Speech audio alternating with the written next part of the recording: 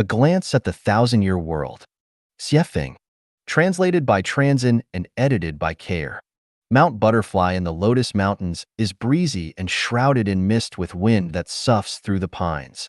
Flowers spread across the mountainside and vie with each other for glamour.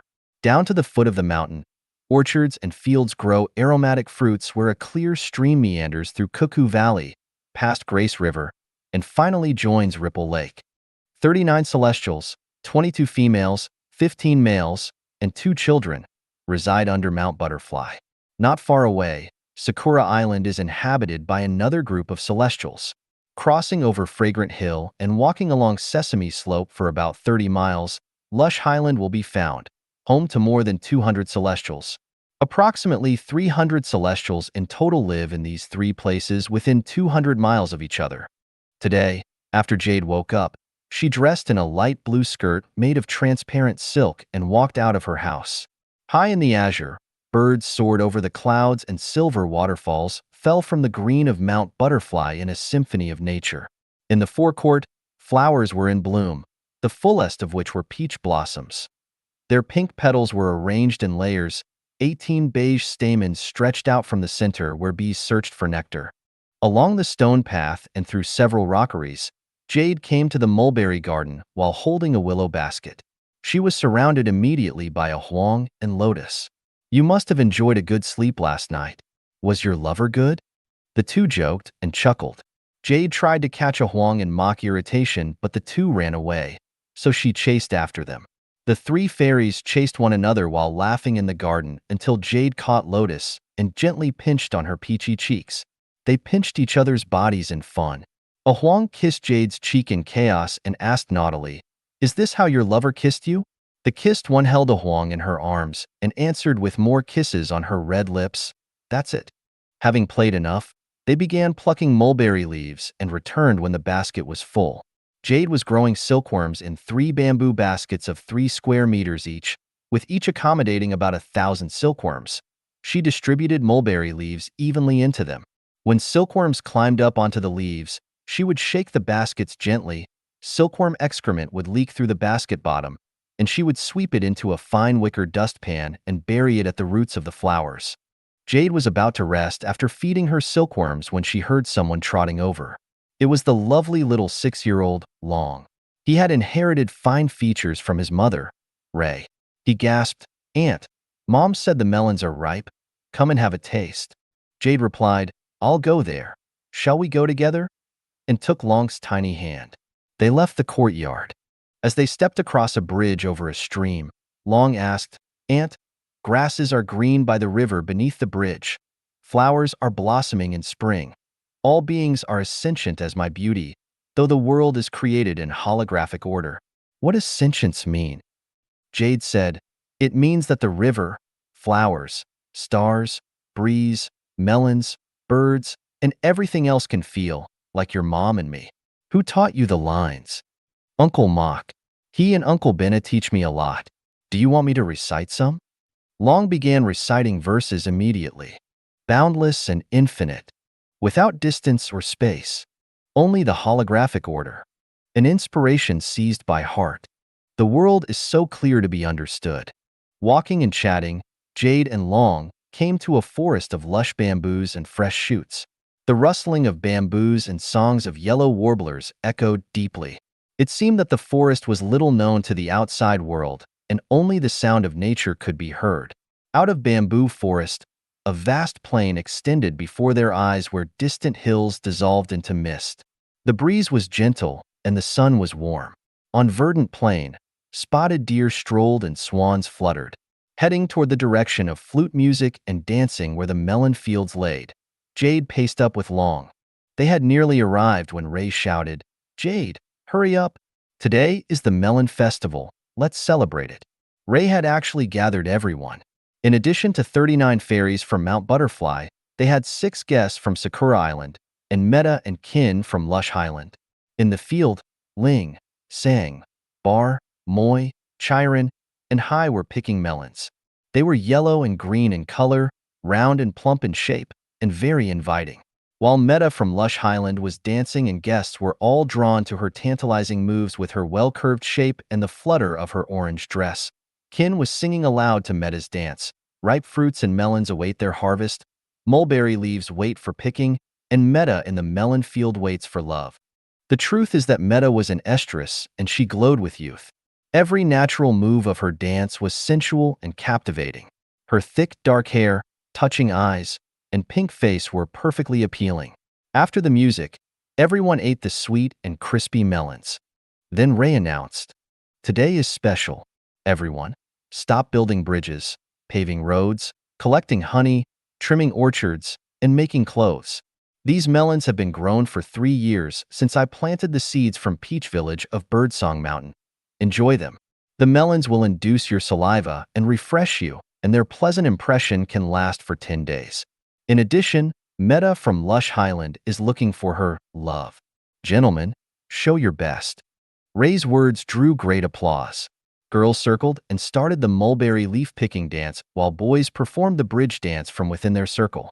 Kin was at the center of the circle, and he lifted Meta up to sit on his shoulders. The beautiful seeker of love allowed her soft dress to cover Kin's head, and Kin spun around, holding her calves so that she could choose a lover from the crowd. Boys came to court Meta assiduously and implied their strength and tricks by dancing. Standing by the scene, 3 celestials accompanied the dancers with flutes: Pine, River, and Cloud. They were about 800 years old, and the dancing continued until their music ceased. The next game was composing verses. Whoever's verses expressed Meta's feelings best would be the one that she would have. Meta started the game with her verses. Waves run high in the vast lake. Twin peaks rise above the earth. Seeds sprout in a dense forest. But a duet still lacks the other instrument. Sang from Mount Butterfly composed. Sang River flows silently all year long. Snow melts on the high hill. Swans visit the ravine. I play music to build the rainbow bridge. Rice from Sakura Island sang. Rosy clouds appear over the hill, where an exotic flower is up high. Clouds soar with strong wind in the sky. Thundering and lightning dance to climax. Becky from Mount Butterfly said, "A 1,000-year golden fir is in bud. A fountain in peace is to flow. The surge will reach the depth of the sea. The temple of gods is splendid as a flower." Chiswa from Mount Butterfly stepped forward. He bowed and sang, "I row with a paddle across Double Peak Valley. Get wet passing the jungles. Rising hills and streams appear. I find my way back and forth and reach heaven." Raisin from Sakura Island smilingly sang in an unhurried manner, "Endless springtime. The plum has blossomed for times to sing merrily and dance gracefully. Even the leafless ironwood can turn the world upside down with its charm." All the guests from Mount Butterfly and Sakura Island, excepting Pine and River, finished their turns. Meta had been limp and soft as a noodle. No one knew who she chose. Ray came to the scene. Ray was more than 600 years old. She was considerate, sophisticated, and respected. She smiled and said, "Jade, take Meta to your room to rest. Everyone else, come to Entertainment Garden. Pine will lecture. Then we will guess riddles, play hide and seek, and tell stories." Everyone headed toward Entertainment Garden delightedly.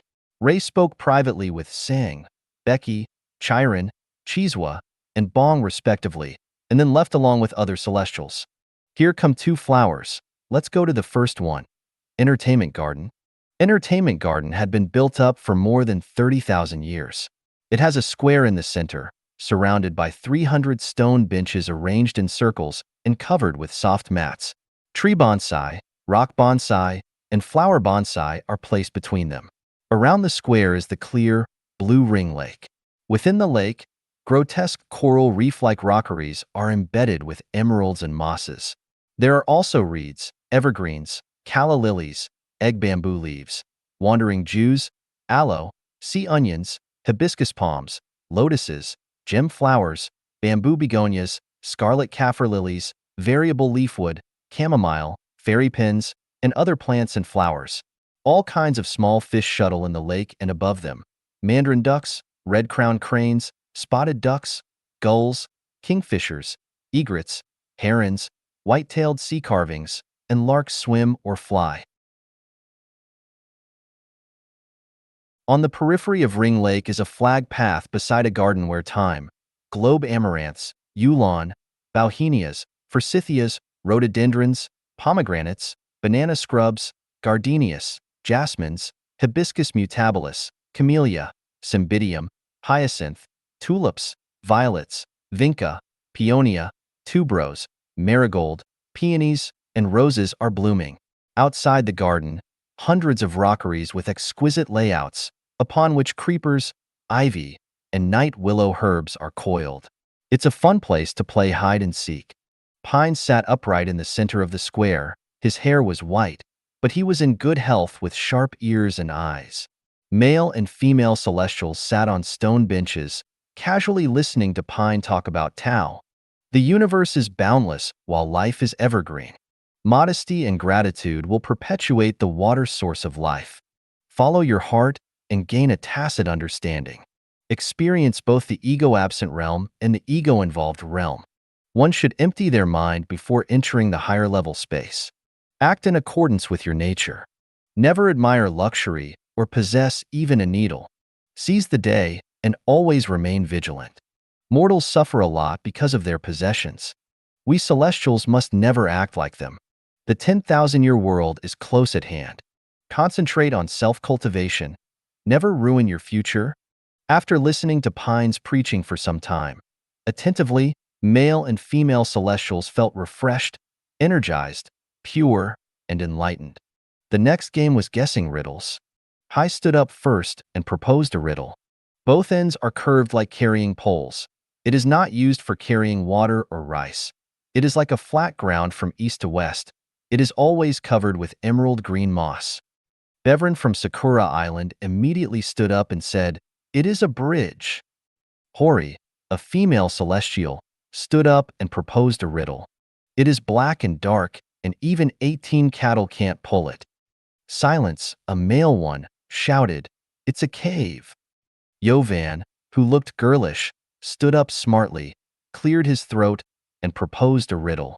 "There is a unique cave on the hillside. It is usually closed and has a seam. If it is stirred by a peak, the brushes on both sides will drip with water." Hearing the riddle, everyone was stunned at first, but then roared with a laughter that echoed to the clouds. The riddle game lasted for a while longer. After that, they told stories and played hide and seek. Laughter, joy, and happiness abounded. Meta from Lush Highland followed into Jade's bright and spacious room. Her walls, doors, and roof were made of bamboo, and her silk curtains floated in the wind. Outside her rear window was the picturesque land of splendors, where red-crowned cranes dancing trippingly, sweet flowers, and tweeting birds can only be described by one word: beautiful. Several bamboo deck chairs lined her room. Her wide bamboo bed was covered with several layers of mats knitted with fragrant milkweeds as thin as threads. The mats emitted a refreshing fragrance.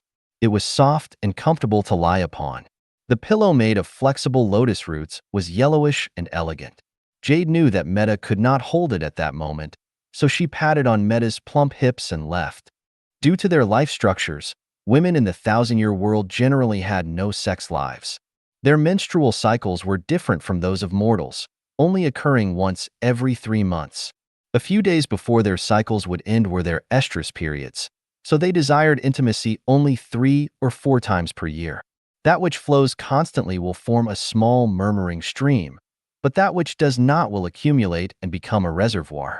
It is quiet when closed, but after the gate opens, waves will surge and uncontrollable billows will dash against the sky that cannot be resisted by self-control.